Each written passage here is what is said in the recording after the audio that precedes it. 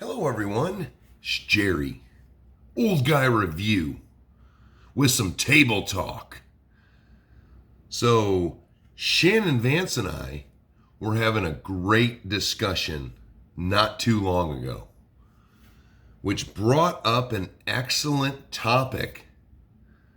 So, first, I'm going to ask everyone in today's RC market, what is the most versatile RC style of truck that you can just do whatever your mind comes up with?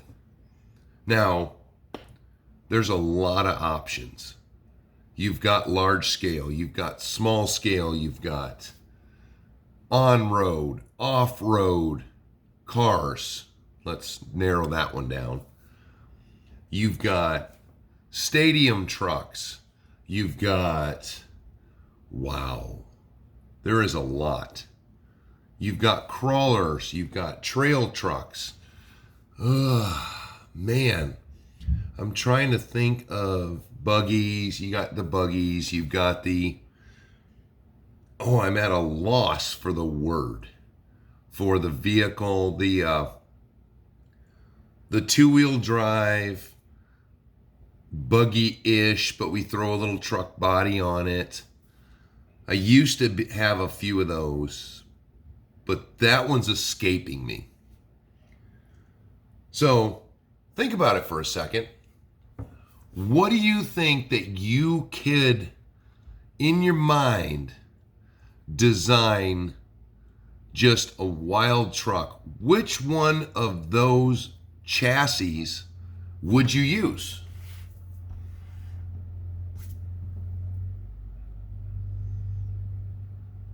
Now, I'll share some of mine, but so being that I'm a little bit of a tease and it's not done yet, but I'll show you the crawler trail truck segment. We are in a golden age of RC right now, in my opinion.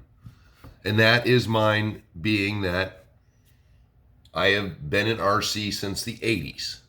So I see where the 80s have come to this day and age. So let me give you a bit of my reasoning. So correct me if I'm wrong, but I truly believe that RC four-wheel drive and Axial innovated the crawler scale truck market. But they were the only game in town when they came out. And prior to that, it was Kyosho, Tamiya.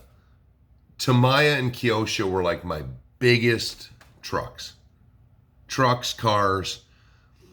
You had monster trucks. You had the Clodbuster. You had the USA one.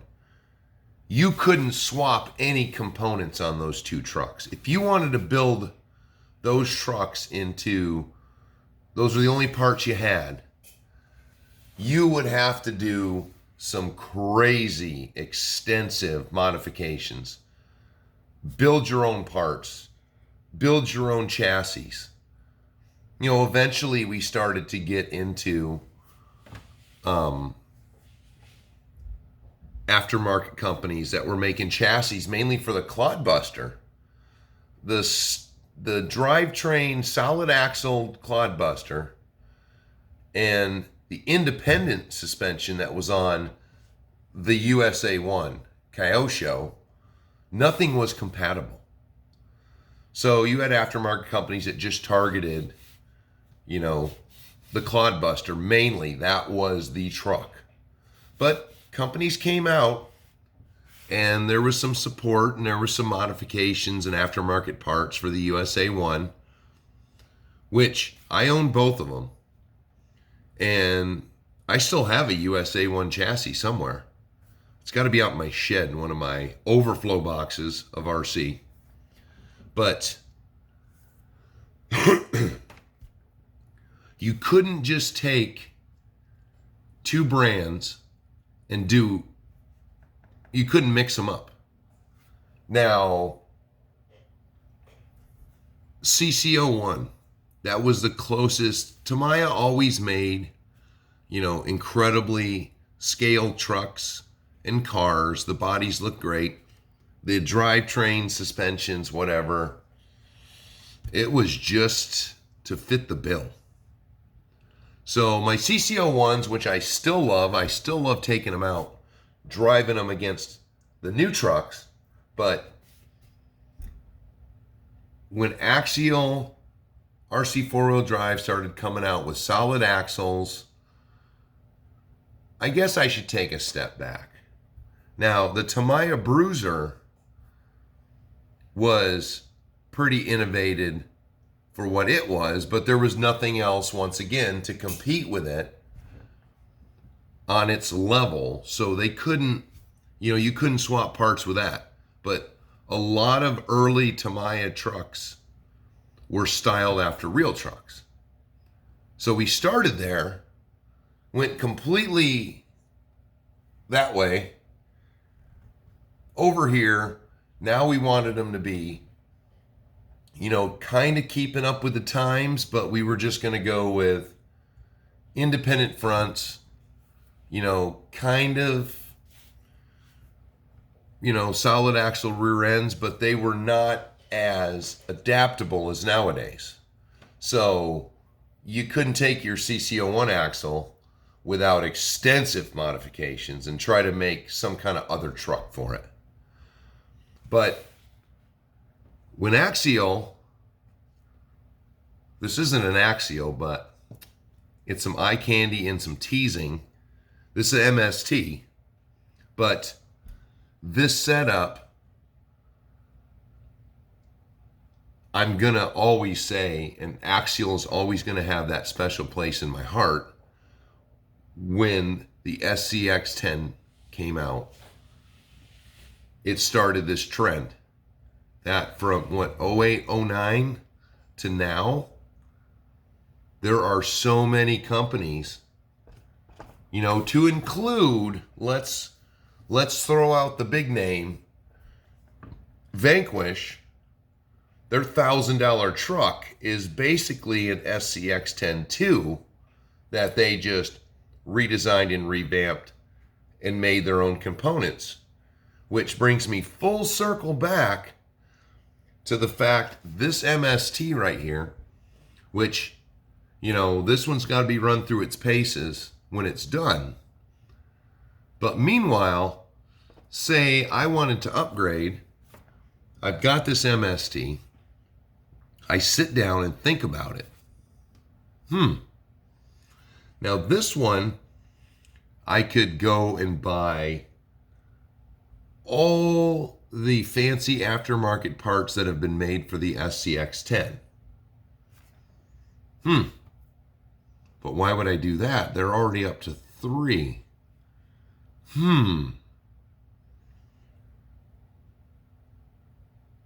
But meanwhile, when I look at the axles on this, if I wanted to, I could just buy a set of axial SCX10 2, which is one of the best axials you can get. The 2 is where it's at. The 3, it's just not as, wow, I don't even know how to say it. It's just not a 2. The 2 was the pinnacle to me. You had a truck, you ran it for years and years before you made an upgrade. When you made the upgrade, it was an upgrade. It was revamped. Everything that was a complaint on the 1, they addressed on the 2. What am I looking at there? I don't know. The 3 is just kind of rushed. It was rushed. They threw a lot of visual stuff, but not necessarily performance stuff. But that's going off. We're going off in a different direction. So back to the thing. You know, these axles, they're portals. But meanwhile, if I wanted to put a set of SCX 10-2 axles or some Vanquish axles, I've only started at $300. I could get an axial SCX 10-2 builder's kit, $199, and I could literally sit that on my bench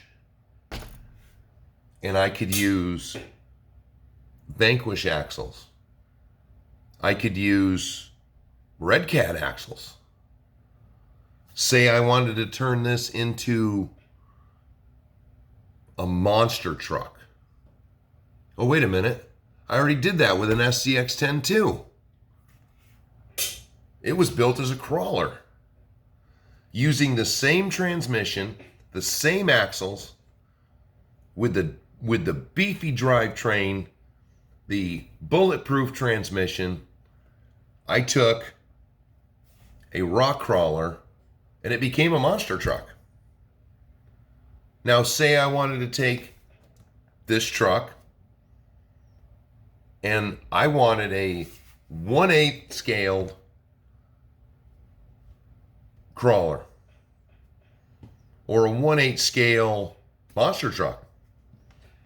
I go buy a set of Red Cat Wendigo axles, which are big and wide and beefy. I can make them work on this. I can go to GCM Racing and buy a set of rails.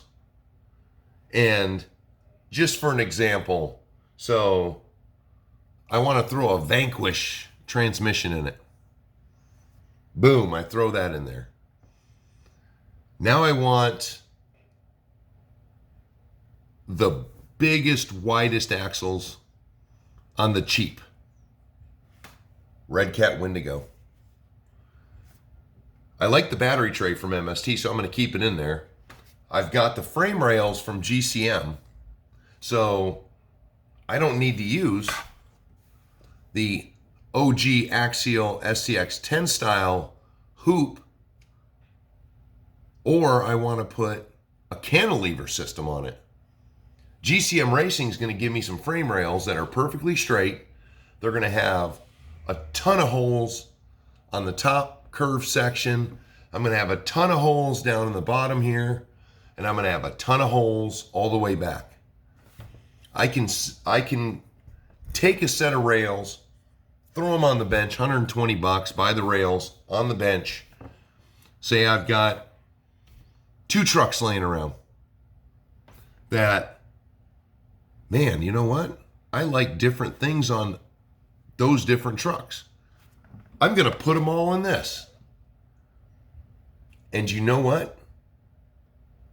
With all these companies and all this support for the individual trucks, they have made the ability for the builders, because that's who we're going to be. The guys that look at a body, look at a set of chassis rails and say, you know what? I could build something with this.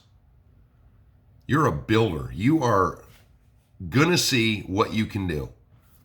The concept's the same on all the trucks. But they do little things to screw up your building mind if you wanted to try to take a set of the OG, the SCX 10-2. I ran into it with the mud truck. They curve the rails so that when you put it together, there's a curve on the cross member, the battery trays, the transmission mounts. So they want that curve, but you can eliminate the curve on your plastic parts with something like this. The GCM Racing axles or rails, they're perfectly straight. Now Shannon pointed out to me another company, IERC. But their chassis are aimed toward specific vehicles so that if you buy it, they want you to use a certain company's axles. 4-length, 3-length with a panhard is the general 2 setups for crawler vehicles. Or if you're really feeling saucy and you want something that is true to scale, RC 4-wheel drive. You can take the Gelande 2, that is a linked truck, or you could take the Trailfinder 2, which is a leaf sprung truck. But say you get the GCM chassis rail setup and you want an independent front and a leaf sprung rear. You got enough holes to do it. So you could buy, you got a truck, you want to build another truck. The truck is going to be a donor. So you spend $120 for the frame rails. You spend, I don't remember how much the Element IFS kit is, but in theory, you're buying, you have one, you're buying 2 other parts, all for crawler / trail truck applications. With buying one part, if you have the other pieces laying around, you can sit down and take those 3 components and blend them together in this truck. Because sitting out there on the open market right now is the ability to take this crawler truck that was, we don't really know what the manufacturer was thinking. Is it a trail truck? Is it a crawler? In general, in my opinion, a leaf sprung truck is a trail truck. A truck with leaf or with links on it always has the potential to be a good crawler. And that's going to boil down to the transmission, the drivetrain, the tires. If it's going to be functional for that purpose, are you going to climb everything you want to go at? Now, my Gelande 2 is leaf sprung, but it's got a beautiful hard body on it, so I get a little nervous. And it's more of a trail truck. But if I wanted to, I can sit down and turn that trail truck into a crawler with a minimum amount of work. And that's why Shannon and I were discussing this, and that's why we both feel that this segment of the hobby opens all the doors, all of them. Because you cannot take an on-road car and just turn it into whatever you want. Now, I actually kind of did that with a Slash. I turned it into a 1/8 scale rally car, but that required it was pretty expensive conversion kit, which came with all the aluminum parts. You had to extend the wheels. You had to relocate the front bumper, rear bumper. You had to buy wheels and tires off of a 1/8 scale buggy. So that got expensive quick. But these, you don't have to necessarily get expensive because, everybody says, when I looked at this MST, so this MST has a lot of product support from the manufacturer. So, I can get the weighted stuff. I can get aluminum parts for the axles and everything down low, which to me says I can turn this into a crawler. But meanwhile, it still has servo on axle. Yes, I did say that out loud. Servo on axle. So basically we'll cover this when I get more of this done, but you'll notice I did a ton of work on the front axle to make it look like a nicer axle, yeah, you can't tell up front. You can tell in the back. Not going to show it to you. Just quick glimpses. So now I only spent $350 on this kit. And it's got a great looking body, great looking accessories. Now when I drive this, if I don't like it, if I don't like something about it, I am not limited to just buying stuff from MST. I could sit down with this truck right now and replace everything I didn't like with 5 different manufacturers of parts that aren't even necessarily made for this truck. But because of the way these trucks are all made, they're all similar, which brings me back to the golden age. You know, when I was first starting in the mid 80s and then the early 90s, you were limited to only whoever made this truck. And rally car or touring cars and whatnot, they have molded in differentials, molded in parts, engines, where the gearboxes are, molded into the chassis. So I can't just pull that out, throw it off, and throw a different one in there. But almost every crawler out there, the world is your oyster. If you sit down with it and hey, there's an experiment, you just take 1, 2, 3, well, no, that's just 1, 2, 3, 4, 5, 6, if you want to. 6 screws out. You can experiment. You know what? That axle will work in this. If you've got, a few trucks just laying around, you just want to experiment. You just grab one of your couple trucks and you say, hey, you know what? I wonder, my OG Axio, oh, I'm going the wrong way. Oh, I'm going the wrong way right there. Will that work? Well, these axles work on this. Why would I do it? But just an experiment. We take one of the oldest trucks on the wall, and you could, in theory, especially on these, what I have liked to dub the SCX10 clones, because they're all over eBay and Amazon and whatnot.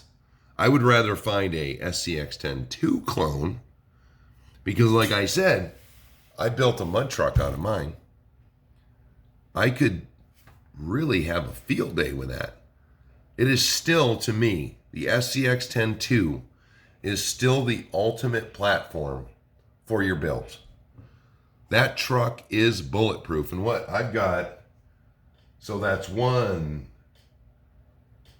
and then there's 2, and technically there's 3 with my daughter's truck. The 6x6 axial, that's an SCX10 or that's an SCX10 chassis. So that you could really get crazy with that one. Yeah. Still, in my opinion, because to be honest, if you were to sit down and watch YouTube, it's not only because it's been out longer, but most people realize that the SCX10 2 platform is one of the best crawler trail truck you could, whatever you wanted to build that in. And when you can get a builder's kit for $199, and then, on the cheap, that's like my monster truck. I think I spent an additional maybe $200 on it, $300, because I had a radio laying around. So I had already had that in it. I had a servo laying around, so the servo was good. All I did was buy the additional body kit, which was for an SCX10. So it wasn't even made for the 2, but it's adaptable. it doesn't have that curve that I was talking about. So the little side panels don't quite fit right because the new chassis is stiff and straight. But meanwhile, once you tighten everything down, it makes it work. Well, the trays, I ended up not even using them for electronics trays. They're just there to keep the body from flapping. So it didn't even matter that they're not completely straight. But meanwhile, I took a bunch of SCX-10 1 stuff, threw it on a 2 to make it work. One of my old projects, if anyone remembers the Venom Creeper, it was supposed to be a crawler, but it wasn't very good. So I took it, I bought 2 of them. They were like $160. I bought 2 of them, shortened the links on them to make an 8-wheeler, and just welded up my own steel chassis for it. But prime example, took 2 trucks, it took it from a 12-inch wheelbase to about I think it's at 6 or 7. So I shortened those links that much so that way I actually have, with the stock tires, it still steers. But it's the same concept as these trucks. You can change the wheelbase. Even on some of these trucks, this one does not have an adjustable wheelbase per se, but it has extra holes in the rails. So technically, I have right here, I have a link mount right here, but I also have a hole back here.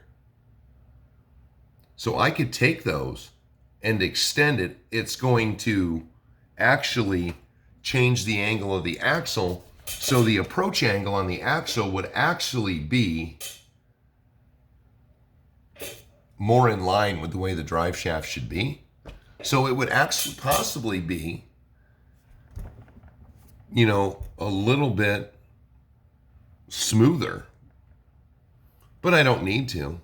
This one, I bought it as it is. I'm going to test it because I don't, I like to say that I enjoy things after other people say, that sucks. Those MSTs are crap. Well, for many of you that have already been watching the videos, I love this little Jimny. And I love the little Jimny because it is different and it's short. It's a small wheelbase little truck, but it's still in scale. But this is just turned into just kind of a, love fest for me, I guess we could say, because I want to know in the comments. I want everybody hit that comment section, hit it hard, and see if you agree with Shannon and I about just how excellently versatile a crawler chassis is in the world of RC that we live in now. Because I just love them in general, because I just have always loved, I don't get disappointed when a truck doesn't do, as good as everyone says it should, because this is for me. I am not going to look at something, which SCX 10.3 Gladiator, should have passed it up. I am not in love with it like I was with all the other axials I've had. And with all of these cheaper trucks, down the road, if this does not meet my expectations, which I don't know why it wouldn't. It's an RC truck and it's going to drive. And it's got a Toyota body on it. So I don't even know where I could be displeased. But I did with a G-made sawback I have that has a leaf spring. That is destined to be a project. But once again, a G-made sawback kit was cheap. So I don't feel jaded or cheated that I didn't necessarily care for it. because I can replace everything on it with someone else's stuff. Been thinking about doing a, solid axle on the back with some leaf springs for it because it's got leaf springs on it already, and putting a 3-link up front. It's a totally different truck, and that should cost me very little money. So there it is. Hit the comment section. Let me know if you agree with Shannon and I of the versatility and I can build whatever I want, whenever I want, as long as I have a starting crawler length chassis to start with. So see you later, guys. I told you I was going to make some videos. This is the first this weekend. Hopefully I'll have some more throughout the week to release, so that way I can start getting back on track. Till next time, it's Jerry. Have a great weekend.